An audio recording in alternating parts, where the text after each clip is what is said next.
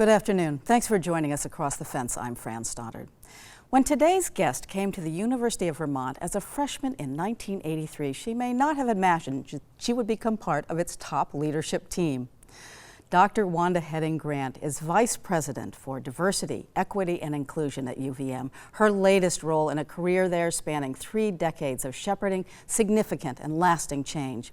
Last year, she was recognized nationally as a woman worth watching. Indeed.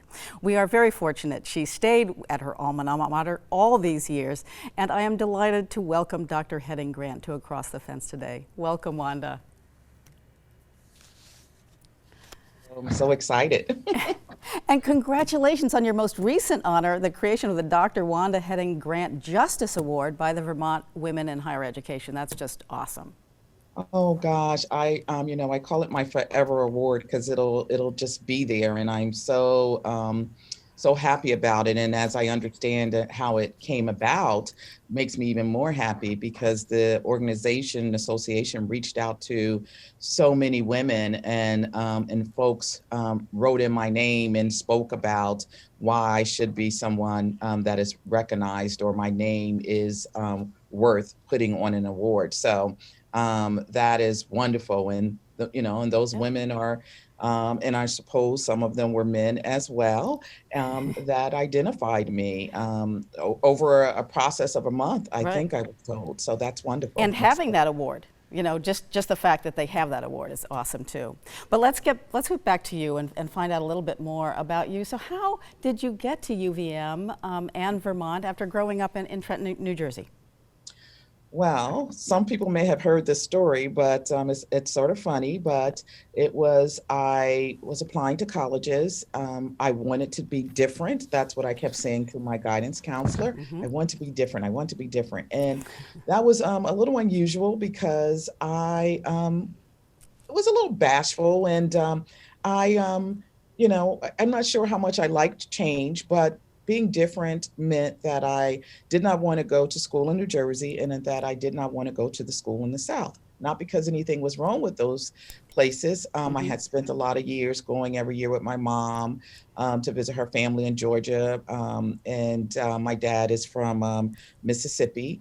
And so I spent a lot of time in the South. So I wanted to do something different. And then New Jersey was my home. And I had heard over the years, just in terms of Rutgers and Fairleigh Dickinson and all those different kind of schools, that I was like, I want to do something different. And I wanted to walk into my class. We would have individuals come in, peers come in and say, I'm going to such and such, I'm going to such and such. So my guidance counselor actually went to St. Michael's, and he said, I didn't get into the University of Vermont. I wanted to go there. We're going to get you into the University of Vermont. And so my guidance counselor knew, that make sure I applied to lots of other schools, but that's how it came to my attention. And you got into all of them, but you still chose UVM, a courageous move. So what about your early Vermont experiences really stands out as significant for you? Well, I often talk about this. When I arrived, my mother drove me up. I arrived sight unseen. I did not come to a visit day or any of that. And that had a lot to do with really being a first generation college student, no role models about, this is what I should or need to do. I also, if I knew, it probably would have been difficult because of funds and so forth. So when I arrived in the summer of 1983, it was sight unseen, my mother, my cousin, and my aunt, and they dropped me off. And it was really, it was hard. I was happy to be here, but I was also very nervous and scared. And I did feel a little bit like, I say things like sort of a Norman Rockwell, painting, not quite, fitting into place. And so I kept waiting for people to say, can we help you? Are you lost? And at the same time, when people did speak with me, it wasn't to say, am I lost? They wanted to help, but it was a very different place for me. And but I was happy to be here, but I was somewhat hesitant about what that meant. And so what I learned over time, some of my things that occurred was that there were so many people that were happy to have me here, but also they weren't necessarily prepared to, as the movie Guess Who's Coming to Dinner.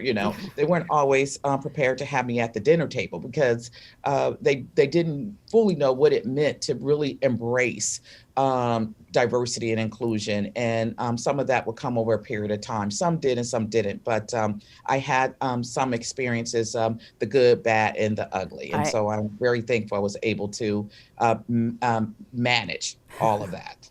I can imagine, and clearly you did manage very well. Is there a story about how you got involved in diversity, equity, inclusion work? I mean, clearly you're in the middle of a very white state, a very white campus, so it's probably right in your face in a way. But you dove into the work.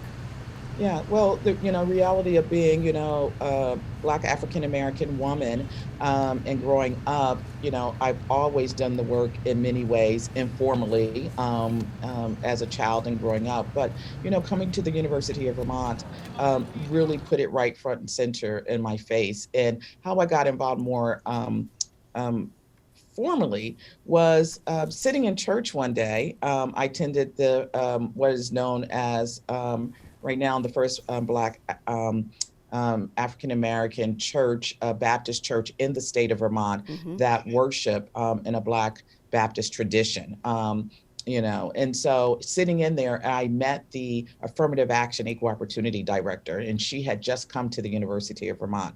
I was working at the University of Vermont. I was working in the counseling department, but I wanted to do, I wasn't as excited about it. I had come over from the hospital and I was a clinical social worker, and I wasn't as excited because I wanted the fast pace. And it's through that conversation that she said, "Oh, I'm going to have an assistant associate director's position in affirmative action and equal opportunity opening. And I'm looking for someone from a social service background because part of the job was to do sexual harassment, sexual assault, Title IX kinds of training and education, and to do to oversee the grievance process." Just and the so I job for went you. to the office.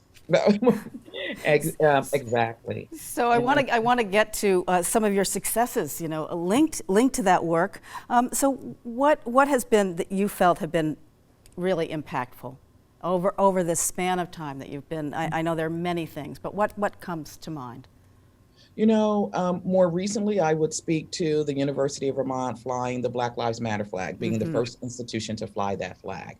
When I think about some earlier days, one of the most profound times is when I had a chance to sit 3 hours in the Burlington airport with Harry Belafonte and really hear about his journey with Dr. King and Coretta Scott King, the Reverend Dr. King, and talking to me of what it was like talking to Dr. King and him being in jail and the letters that would come and so forth. That was really profound to me. And then shortly after, getting an opportunity to actually sit in the car with Angela Davis. And so those two individuals, although I've met a number of people who have put their fingerprint on humanitarianism and fighting in terms of equity and social justice in terms of a betterment for all of us, that those experiences, hearing it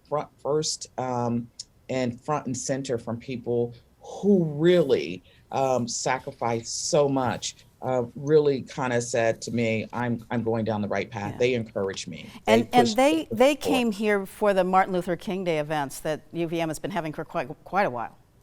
Well, yeah, Harry Belafonte did.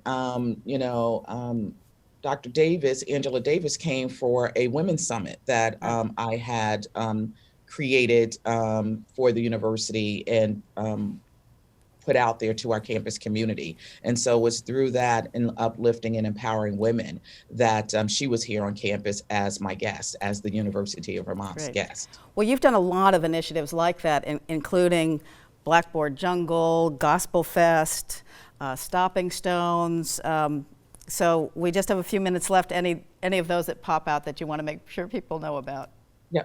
You know what? I would speak to actually the Andrew Harris, Beautiful. Andrew Harris Commons, and it's 5 statuaries, monuments that's here on campus. It's at the center of our campus community, and it's named after our first African American graduate, and 1838, I believe. Please forgive me if I got that wrong, but I I believe think that's right. And that it was an honor to really dedicate those stones in his name, a person who was not recognized, even though as a graduate of the University of Vermont, and the experiences that he had, even when his peers didn't want to walk across the stage with him. And it was our opportunity to say, we see you. You are not invisible to us any longer. And so that moment in time to stand out there on that green, a place that I feel like is about unity and coming together and acknowledging, that we need to do better and be better for all of our sake, is probably one of the is really a big highlight that for me, I feel like it's part of one of the legacies that long after I'm gone, that it'll still be here, and I'm glad to have been a part of that. Absolutely. So during these times, how do you keep your spirits up during these troubled times and such heightened demand on you and your work? Yeah.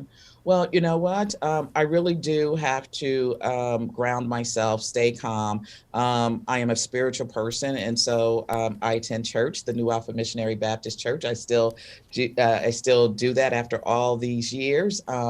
And then coffee ice cream. I love coffee ice cream. I won't say what brand, but I love coffee ice cream. And then the last part is I have some wonderful family and friends, and that they check on me. They send me texts and notes. How are you doing? I saw a note today. How did that impact you? So, the coffee ice cream, my spirituality, that helps me a lot, and definitely Great. my family. I'm Dr. Wanda HeadingGrant, thank you so much. We have to go, and I want to make sure that people also go to your division website, which is www.uvm.edu/diversity, because it's very powerful, has some great information, wonderful dialogues. Thank you so much for joining us today. Thank you, Fran. And thank you for joining us across the fence. I'm Fran Stoddard. Stay well.